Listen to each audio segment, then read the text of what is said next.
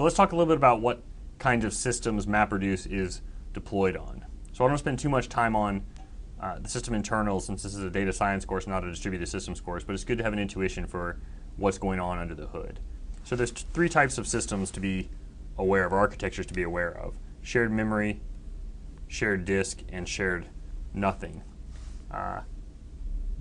In these diagrams, these cylinders are the disk, these rectangles are the memory, and these circles are the processors. Okay. So shared memory means that every processor has access to all of the memory and all of the disk. And this is what you think about when you have sort of a laptop if it has 4 cores in it. If you have a quad core system, or nowadays if you have 6 or 12 cores in your laptop, this is the model that's being used. This is the architecture that's being used. Shared disk is somewhat less common in, at least in these contexts that we're talking about, although certainly common enough overall, where you'll have individual machines that all access a shared file system. Now that setup is very, very common, but for using that setup for parallel analytics is sort of the domain of high-end commercial databases. So your Oracles and your IBMs will often use a shared disk architecture. Okay. And then shared nothing is really what we're focusing on here, and this is what MapReduce is designed for, and what increasingly and largely parallel databases are designed for as well. Okay. And shared nothing here means individual machines that are only connected by a network. Okay. No shared memory, no shared disk. Fine. So the argument is that only the shared nothing architecture can scale to sort of thousands of computers and beyond. Okay. Because eventually that the sharing of memory or the sharing of disk eventually becomes the bottleneck and limits how many computers you can attach to the same device, or same logical or physical device. Okay. And so learning how to program these massive shared nothing clusters is what MapReduce and parallel databases are all about. And the shared memory machines are perhaps the easiest to program, but are conventionally assumed to be pretty expensive. I should point out that the costs are dropping fairly quickly, so it's getting more and more feasible to buy a pretty beefy machine with lots of main memory and lots of cores, and your problem might fit inside that one. So when you see people deploying Hadoop and MapReduce on fairly small clusters on the order of, say, 10 nodes, you should see whether the data sizes they're processing are actually all that large, right? It could be that the data sizes they're processing are something that fits in main memory on a similarly priced amount of hardware. Okay. So fine. So Hadoop and MapReduce are designed for really, really large clusters. Okay. All right. So this is the context we're in: a large number of commodity servers connected by a high-speed commodity network. And here, you think about a data center, there's a rack that has a number of servers, and there's a data center that has many racks. And this is how you organize your thousands or tens of thousands of computers. Okay. All right, so you're looking for massive scale parallelism that will run, jobs that will run for many hours, even on thousands or tens of thousands of servers. That's really the context we're in. So when you're in this context, an issue that comes up that does not come up all that often in a much smaller context is failures, right? So if you're running a job for a long time on thousands of computers, the chance of something going wrong during that job becomes essentially 100% probability, right? There's going to be something that fails. And so your system of processing, doing this sort of analytics, has to tolerate this kind of failure. You can't roll back to the beginning and just restart every time there's a failure occurs, or you would never get anything done. Okay. So even if the mean time between failure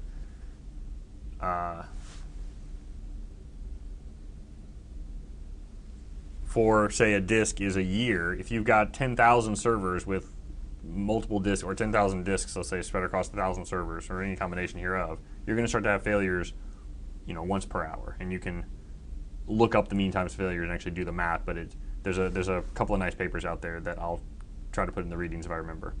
Okay. So failures are what we're concerned about here. All right. So that's hardware. Popping up the stack one level is this distributed file system, and you might see HDFS too, which is the Hadoop distributed file system. So you remember the context here was that MapReduce was proposed in a paper in 2004 by Google, and Hadoop was the implementation of the ideas in that paper. Okay, so we can almost use them interchangeably because the actual implementation at Google has certainly evolved since that paper and is not completely known, right? So when people are talking about MapReduce, they're typically talking about Hadoop or other implementations of the programming model that have nothing to do with sort of scale out. But shared nothing MapReduce can be assumed to be synonymous with Hadoop. Okay, so this is a file system for very large files, and the idea here is that if you're going to take a single file on your own computer, you can manipulate it as a single unit. But if you're going to take a very, very large file and put it on a file system that's on a cluster of machines, then there has to be some layer of logic that knows how to split that into pieces and put those pieces in different machines and keep track of where they are. And that's what this distributed file system software does. So each file is, as you're uploading this data to the cluster, each file is partitioned into chunks that are, say, typically 64 megabytes, although this is configurable. And so each chunk, and this is critical, is replicated several times, right? So there's not just one copy of the chunk. There might be multiple copies on different machines. Why? Because if one of them goes down, you want to have access to the other chunks, okay? And you want to make sure these are spread across different racks in case the entire rack of computers goes dark. You still have another copy of it, okay? And so the implementations here are GFS and HDFS. DFS is the concept, and the implementations are GFS and HDFS. All right, so here's the phases of MapReduce that's a little bit more detailed than the abstract phases that we were talking about when we were talking about the programming model. Okay, so there's a file split here that's read from HDFS, and remember HDFS means it's replicated. There's the chunks could be, there's multiple copies of every chunk, and there's a unit of code called the record reader that breaks that chunk into, I'm using chunk and split sort of synonymously. I'm not a big fan of the term split because it's sort of sounds too much like a verb to me. The record reader parses that split or chunk into individual records. Then the programmers, the user's map function is called on that individual record. And then there's a step called combine that we haven't talked about, but I'll talk about in a moment. Next, actually. Okay, and then the output of these phases are written out to local storage on that node, as we said. So then these regions in local storage, one per key, are pulled across the network by the reduce phase. Then all the regions from all the different map tasks that correspond to the same key are sorted together in parallel. And finally, the user's reduce function can be called to produce whatever output it produces. And then the output of that step is actually written back out to HDFS so that it's replicated. So again, if something goes wrong in the map phase, you have to rerun the mapper. And if something goes wrong in the reduce phase, you have to rerun. You can pull the output from the local storage from the map phase. And if something goes wrong in the overall job, you're safe because you don't lose data because the HDFS are replicated. And if you lose a reducer and you lose corresponding mappers, that's fine. You can sort of rerun whatever you need to rerun. Fine. So the point is that you're guaranteeing for fault tolerance during job execution. All right. And so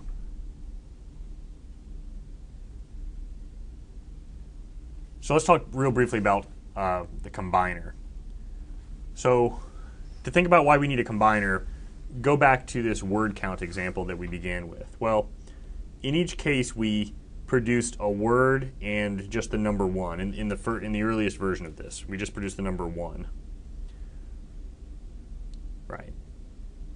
Sending all of these occurrences of word 1. So if word 1 appeared twice, then you're going to get a key value pair with W1 and a number 1 and another occurrence of W1 and a number 1. And you're going to send both of these guys across the network to be sorted in parallel and grouped in order to be processed by the reduce.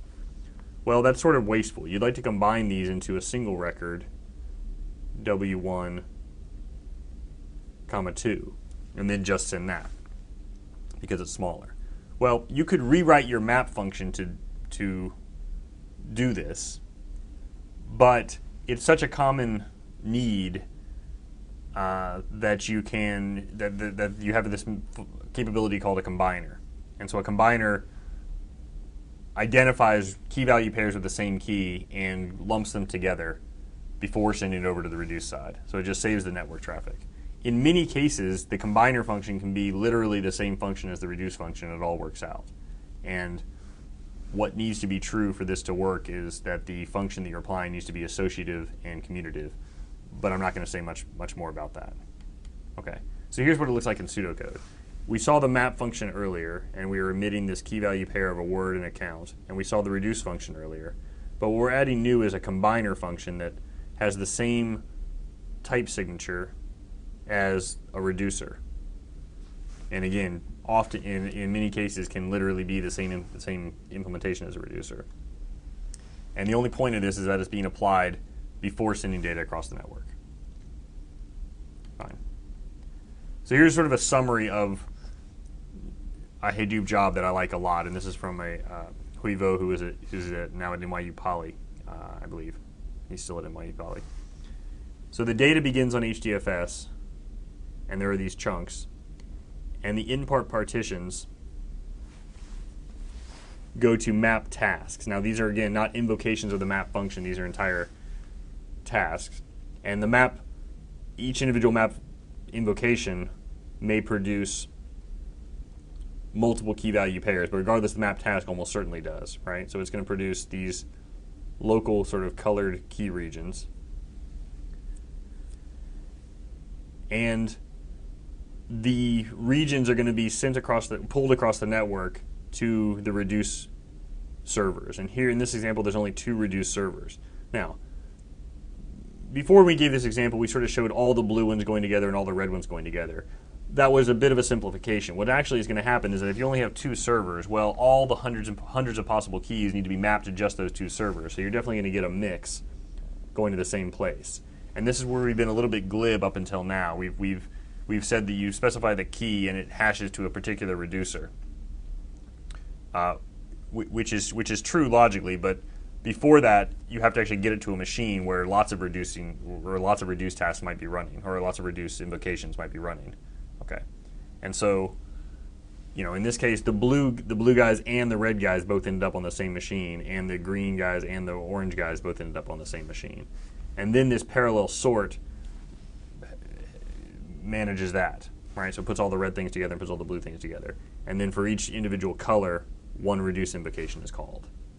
Okay, and the reduce function is called, and it produces the output partition, and then that output is then written back out to HDFS. Okay.